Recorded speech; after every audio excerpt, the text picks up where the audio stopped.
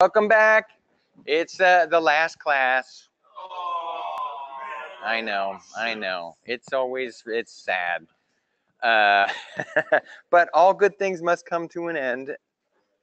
And just like all bad things have to come to an end. So you got to kind of look at the flip side of that. No matter how awful it gets, eventually that's going to end too. So you can't have your cake and eat it too. So the bad news is, yes, the class is winding down. It's coming to an end. The good news is you guys are going to be heading to another class of modeling. Yay. Yes, I know. Some of you excited, some of you not. But think about it this way. You would much rather have those classes in succession than to have a break in the middle and do something else, because sometimes that can be frustrating. You could go like 5 months and then return to a modeling class. You've forgotten everything you know how to do. So thank goodness these all go together. And the way they're structured is you'll take 3DF, you'll take MCR, and that's what the local class will be doing. My digital friends, I think you have something else in between. But then you do come back to model creation, and then shortly thereafter, you enter a portfolio class. And your portfolio class is basically your way or our way of saying, okay, we've taught you 3DF, we've taught you MCR, now show me something. What do you want to build? It's up to you. Make it, but make it awesome. So that's kind of like trial by fire, where you bring everything that you know how to do with you for that particular class, a portfolio class, because it's not really necessarily an instructional class like this one is and like MCR is. It's really, now you got to show me what you've learned how to do. Does that make sense? So, and that's your opportunity to build whatever the heck it is you want. And it's guided, they guide you, they help you, they critique you, that's always going to happen. But it's not as heavily instructionally driven like these first two are. So that's where you're really going to, break out the wings and show us you can fly. So that should be a lot of fun, because you can do what you want there, within parameters always. But so that's going to be a lot of fun when you get there. And what I would say is make sure you hang on to everything you learned in here, because the stuff you learned in here, some classes you learn stuff and you're like, that was marginally helpful, whatever. You really need to remember the stuff that you learned in here and take that with you going into MCR, and remember what you learned in MCR and take that forward with you going into the portfolio class, because you need all that information. There's not anything really sort of extra I taught you how to do. Like, you really need to know those things, because basically what we did was we started with the portfolio class and what would be expected of you in terms of stuff you need to produce. And we said, okay, well, if this is what they have to end up with, that means they have to know how to do this. Okay, so where do we draw that line between 3DF and MCR? So they got to learn this and they got to learn this, therefore they can do that. Does that make sense? So we sort of reverse engineered what we needed to do. So there's no real, fluff on this material. You need to know it. So please hang on to the information you learn in this class and the next one, because it's going to make a difference with your level of success. And I don't know if it's happened to you, Brian, but literally I get emails from students who are like, yeah, I was in your class and I don't remember how to do this at all. Did you even teach us this? And I'm like, what do you mean? Of course I did. But, we work on it. I teach it again. I always recommend watch the videos. If you feel like you missed a piece of something, those are there. Hang on to the links. And that, it always helps. But you're responsible for this information, so just hang on to it. Just a suggestion me to you, because I know in some instances you'd sort of, all right, I'm out of that class, let me just empty my brain, make some more space for the next game that comes out. But you really need to hang on to the information. It's critically important, and I think probably not enough instructors point out that structure and how it fits together, so that you don't realize how that happens. So I just want to put it out there for you so you know. So today we have a lot to talk about.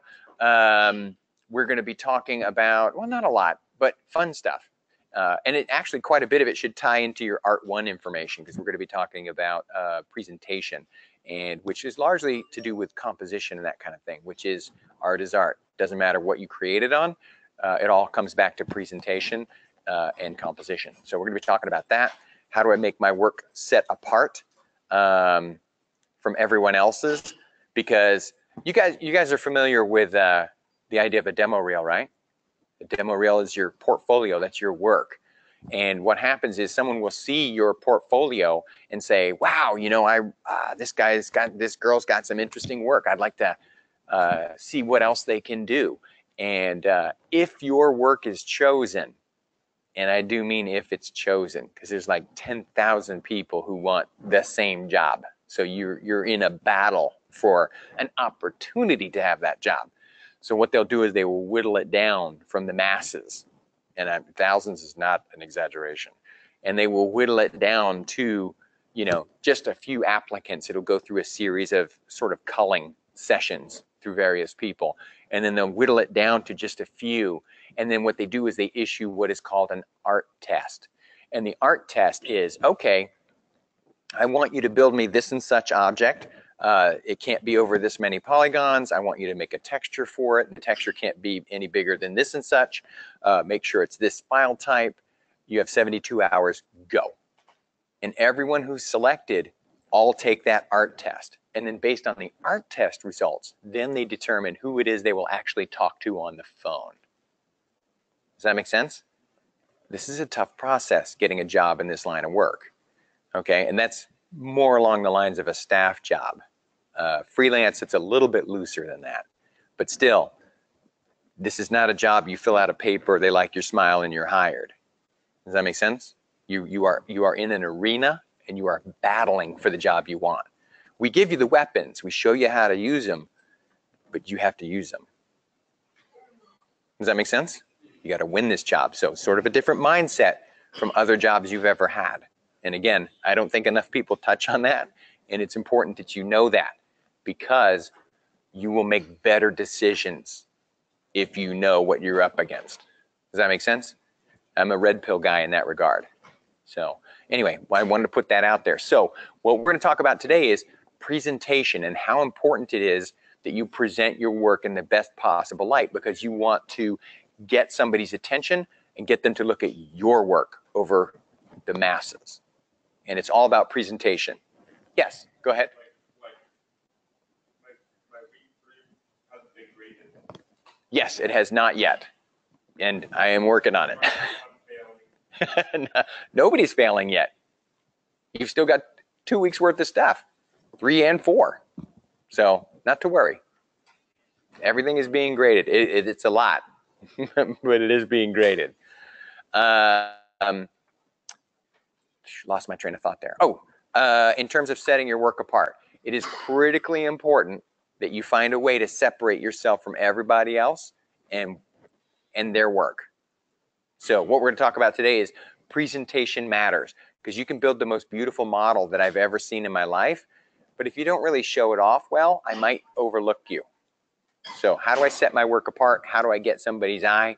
How do I win a chance at the job I want? And that's all presentation. And I know at the end of modeling, you're like exhausted. You're thinking, oh, thank goodness it's done. Adore it, love me, hire me, you know, but you got to go that last little bit and show it off in the best possible light, literally and figuratively.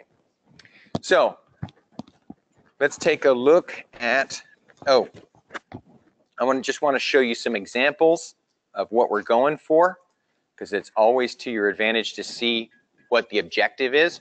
And what I want you to realize is, yes, I know there's magnification. Yes, it's clear. Can I do that? Yes, you can. Will you show me? Yes, I will. In terms of what you're looking at, though, realize that these images are created by students just like you, and they built all the same objects as you have.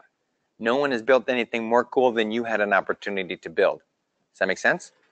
But when you look at these images, there are definitely some that catch your eye and some that, Does that make sense? Do you think employers want to hire, No. No. Resounding no. Imagine yourself, you're a company, right? You've got exactly $40,000, $50,000 to hire somebody with, a beginner. You're going to take a chance and hire somebody with very little experience. Are you going to throw that money at somebody who you're like, Or are you going to throw that money at somebody you're like, this person's going to make my company go? Does that make sense? Yes. Always look at it from their side. Does that make sense? Okay, so point being, when you're looking at these images, they're not bad. They all did well. You know, grade is relative. Catching the eye. Look at these images, because these are all examples of final turn-ins. Some of them are pretty cool.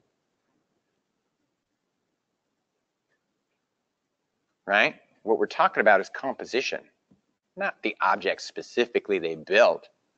The competency and the quality, unfortunately, is the expected. Does that make sense? So we've got to win the day with presentation. How do I show off my work in such a way that someone will see that and go, wait a minute, there's something there. I really like that. And it's presentation.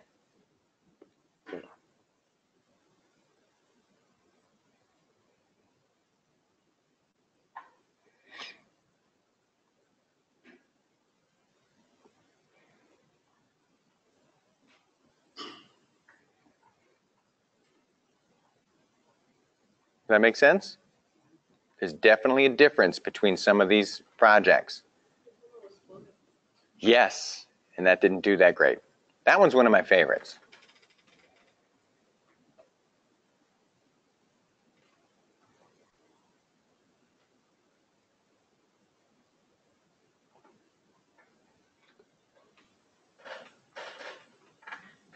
Does that make sense?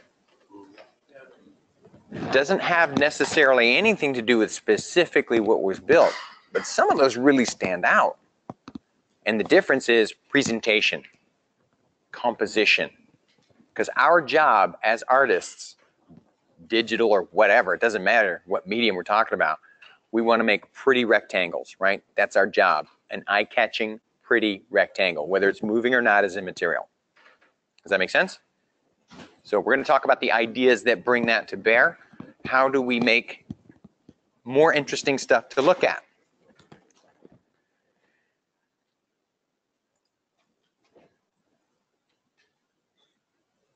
All right, presentation matters. Now, in terms of creating a nice looking image, if you sort of noodled with stuff long enough, eventually you would come up with something interesting. You know, you'd be like, oh, let me put this here, let me put that there, let me put the camera over here. I don't know, what do you think? You know, eventually you would come up with something that looks good, but that takes a really long time. Who has endless time on their hands with nothing to do but noodle with stuff forever? I love noodles. Yeah, Brian loves noodles. I love noodles, but neither of us noodle, if you know what I mean. Point being, we don't have that kind of time. So rather than guessing, let's use some shortcuts. Let's use some ideas that have been put into place by people who spent a lot of time studying art, years and years and years, and just borrow that information, because that is going to save me boatloads of time. Why reinvent the wheel? Does that make sense? Not necessary. Fun maybe, but not necessary. So what we're going to do is take a look at what has become the principles of design. The principles of design are a series of ideas that govern what we deem good artwork. So people who are arguably intelligent, arguably artistically inclined, got together and said, look, this is good, this is not as good. Well, why is this good? So they studied what makes it good, and they made up terms for the things that they felt made that good. And it just makes it so that it's mutually understandable between parties. So now we're going to talk about those terms and what it is, so we can recognize them and incorporate them into our own work, which will boost the quality of our work tremendously in terms of our presentation. All right. The principles of design. The first one we're going to talk about is balance. And what I'd like you to think about with balance is, when you're looking at an image, it is composed of largely positive and negative space. The positive space being the objects of interest, and the negative space being the sort of vanilla background element. And there is sort of a weight to things visually. So an image that exhibits balance has an even distribution of the positive negative space. You can feel that weight element. Now, that being said, do objects and images have to be balanced? Well, not at all. There's a such thing as asymmetrical balance, and that's where one object is definitely heavier visually than the other. And again, that causes interest. It draws the eye. Does that make sense? So sometimes the opposite of the rule is actually the more powerful aspect. But you have to think about these things and weigh them out. Make sense? That was a bad pun, sorry. But the point being, in terms of that visual weight, that is an element that makes it more interesting. And what I'd like you to think about is when you're making pretty rectangles, I want you to imagine that every rectangle you make is like an amusement park ride of your mind, your creativity. I want to take someone on a ride through my mind and my creativity, and this is what I'm using to do it. Does that make sense? People have a very short attention span. I already forgot what I'm talking about, right? But we love shiny objects, which is like the worst combination as a species. We love shiny and we have no attention span whatsoever. So what we have to do is make sure that with what little time we've got to work with the people who are looking at our stuff, they are looking right where we want them to look, when we want them to look there. Does that make sense? We don't have time to mess around. And that's where these ideas come into play. So again, balance, there's a visual balance to the positive and negative space of these objects. Now, again, as an example of it, there's something pleasing, there's something really nice about that image because of the visual balance, the birds being the positive, the water being the negative space. Does that make sense? Okay. So again, there's something interesting about that. And this graphic, that's the definition of balance, right? In terms of the distribution, positive and negative. Symbol for Shamu. All right. Let's look at contrast. Contrast is another component that we can use to draw the eye to a specific element of detail. In this instance, we've got sort of less detailed elements here. And in stark contrast, we've got more detail here. And it doesn't necessarily relate to color because this is black and white. I did that on purpose. There's an element that makes me say, yeah, that's all very interesting. That's cool. But I'm looking at that. Does that make sense? So contrast can be an element that helps steer the eye to where you want it to look. All right.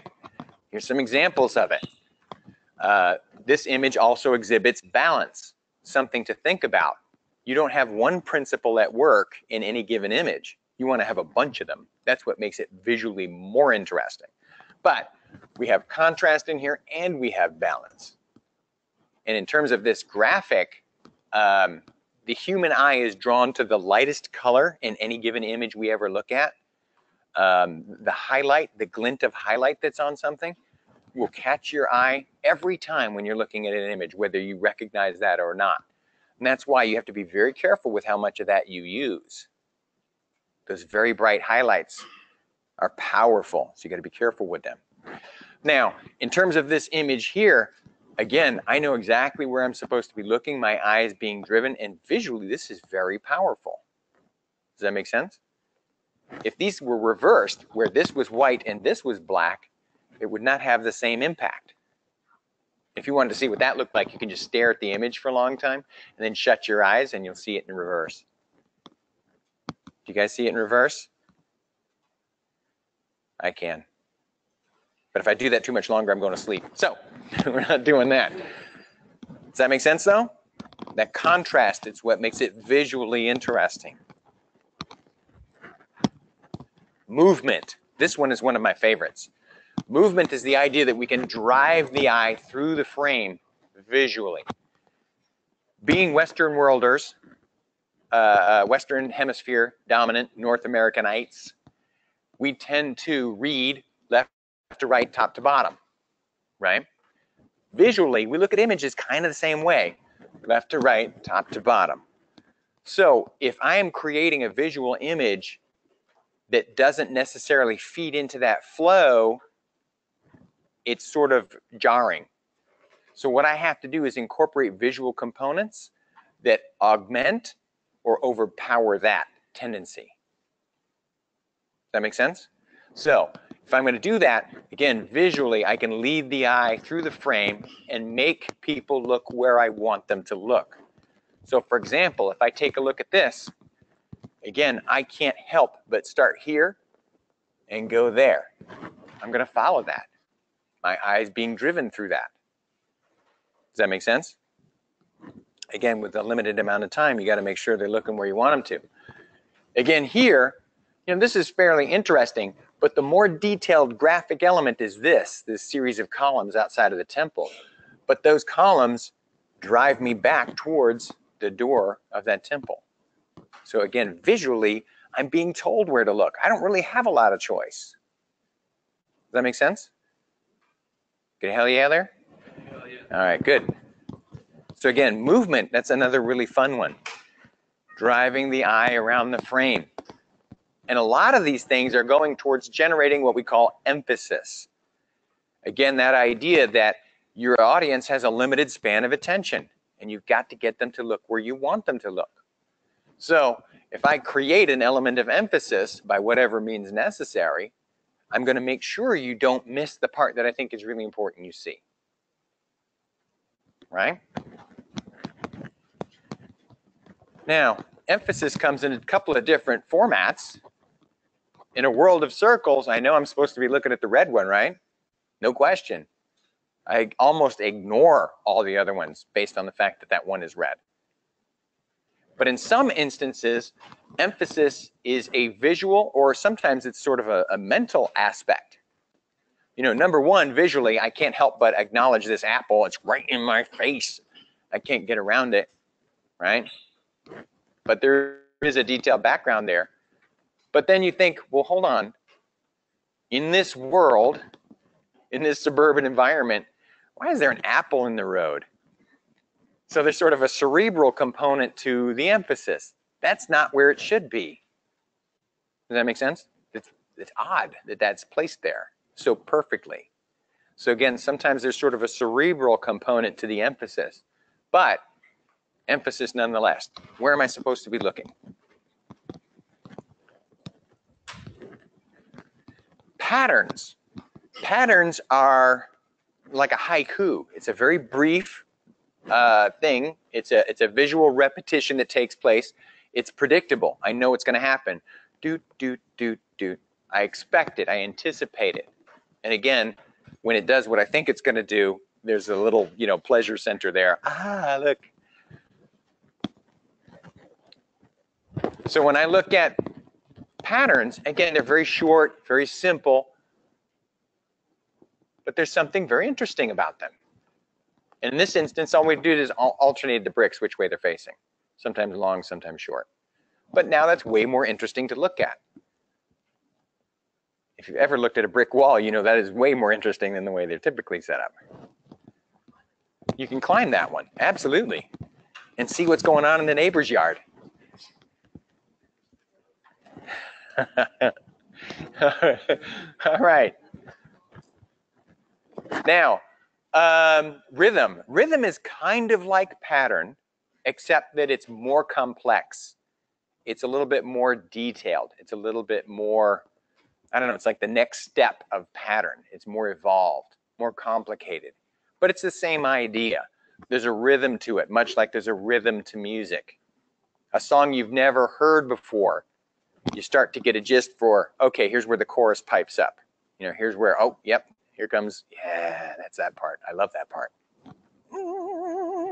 So, point being, rhythm, kind of like pattern, but again, a little deeper, a little bit more complex. But again, that predictability, something that you anticipate coming again and again, visually though.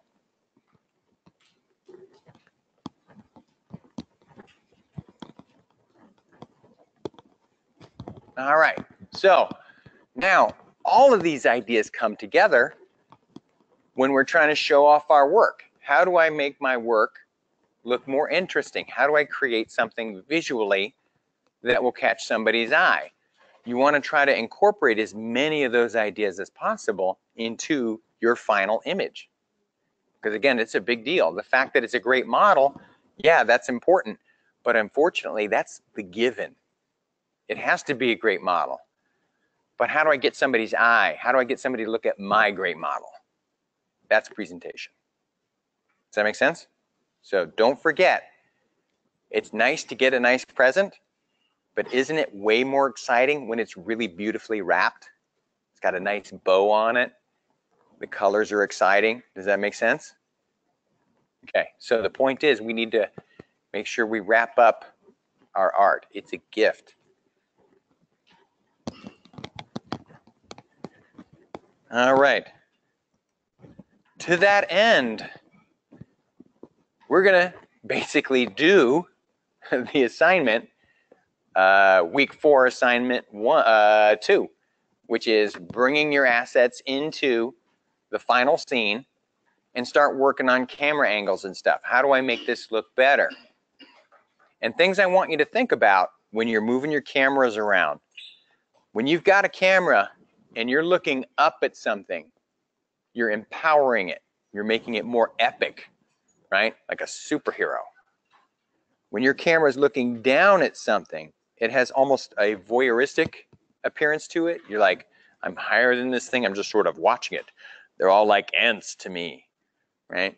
You're distancing yourself from it. When you are right in there with that stuff, that's like reality TV. I am in with these objects. I'm at the same level. We coexist. Does that make sense? So things to think about. Where do I put my camera? What angle is my camera? What's the composition within the frame? All of those things come into play in determining what makes a nice looking image to look at. And they all deserve some consideration because it makes a difference where you put it. What we're going to do in class together is the same thing as your week 4 assignment 2. Yes, you can. So what you can do is you can open up the same file as we were working on for lecture 10, because it's the same thing, the room with the desk. Or you can open up the file from your week 4 assignment 2 activity. Yep. And what we're going to do is we're going to bring objects in. You're going to bring 4 objects in. Any 4 that you modeled, make sure they're models, not blockouts. Any 4 that you modeled, your best 4 obviously, good choices. You have to bring in 4 different things. You can't bring in 4 of the same thing. Yeah, sorry. They don't have to be UV mapped, but if they are UV mapped, then you can put an AO pass on them. And again, those look way more cool when you do that. But what we're going to be working on today and talking about is making sure you've got your Arnold renderer up and firing. You've got that scene. You can bring some objects in and you can move that camera around and incorporate some of those principles of design to help make your work look better. How can I show it off? Make it look nice. So Brian and I are going to walk around and see how you're doing. And again, we want to see you working on this stuff. Just go to File, Import, and start bringing those files in. Start bringing those objects in. And you're going to make your final render scene. Absolutely. And again, the little things like once you get an object where you want it to be, make sure it's the right size. Because here's where you can lose points off of scale. Because if these objects are the wrong size, they're not going to look right. It happens. It happens because you have to make sure those things are the right size. Because relative to each other, that's where we start to figure out if our scale is wrong. Because probably the biggest mistake, that gumball machine, it's a toy. It's like this big. So don't give me a gumball machine that's this big, because that's not how big it is. And just because the reference image depicts an object at a certain size, that doesn't mean that's what size it is. Case in point, I was in New York City a little while ago, and I took a picture of the Freedom Tower. That picture's in my house. I can't fit the Freedom Tower in my house. So yes, for sure. I know you guys are thinking, wait, but don't you have a huge luxurious mansion? No, big surprise, no. I do not. But pictures are just that. They're pictures. They're representation of something else and do not represent the actual size and scale of anything. Just a photo. Yes? If we did more in our models, like, for example, me with the alarm clock and the batteries, if it's not a required model, can you still use it? Well, yes, you can use the clock. You may want to like open the back so that you can see the batteries inside or something like that. That's totally fine. Yeah, yeah. No, that sounds like Gesundheit. Wait, was that more than 3? Was it 4 that time? One more. Come on. 3s or 5s. It's 3s or 5. You're fighting it. You're fighting it. Here comes. You owe me a sneeze. All right. All right. So Brian and I will fish around and see how you guys are doing. Let's see how this project comes together. Again, this is your week 4 assignment 2. And basically the culmination of everything you've worked so hard for in this class. So let's see what that looks like when we bring it all together. If you need some help with it, sure. Yeah, absolutely. Really? Okay, no worries. All righty. Well, we'll see what we can do. All right. So Brian and I are going to walk around and see how you guys are doing. Hopefully, my digital friends, you are having success at home, but let us know if you are not.